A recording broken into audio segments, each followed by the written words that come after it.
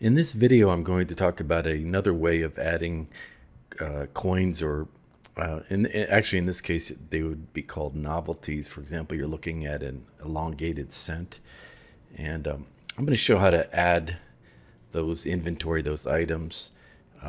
So let's say, for example, you have inherited a collection, and amongst the collection there's a few novelties. For example, let's say there's this aquarium of the Pacific elongated cent, and you want to inventory that.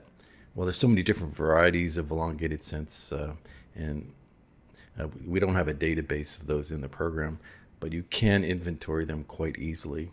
So let me show you how to do that.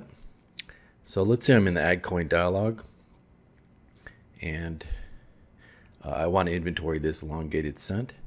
What I will do is I can go under Novelties, Elongated Cents, and what I can do is click on this little yellow bar here, and since we don't know the year, we're just going to put the variety information. It's Aquarium of the Pacific. Now, although the cursor is in the year column, if I just hit the tab key a couple times, I will move to the variety column. So I'll now enter the variety information.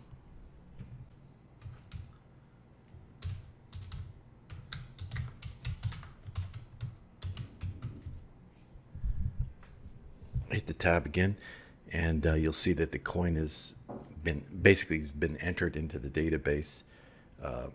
Now I have to make sure that this item is selected with a blue bar, which it is. And now I can hit the OK button. Once I've done that, this item has been inventoried. Now once I've done this, this video is basically pertaining to somebody who's in the middle of inventorying their collection, and they don't want to go into the CoinManage database editor every time they need to add a new variety.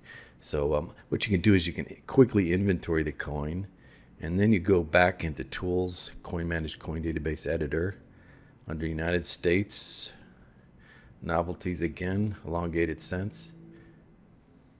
Click on the Coins tab. And from here now you can, for example, add a picture of the coin. So what I can do here is just select copy. Oh, sorry, there it is. And go back here, click on paste. And this coin is now going to have that image associated with it. I can also add additional information such as mintage and proof mintage if applicable. Now I hit OK. And once I've done this, the image, the thumbnail is not going to update till the next time you run the program, but you'll now see that the image of the coin is changed here. Now once this is done, you can go back and edit the coin. I'm going to double click on it to edit, and I can enter all information as well. For example, let's say the value is $5, and condition,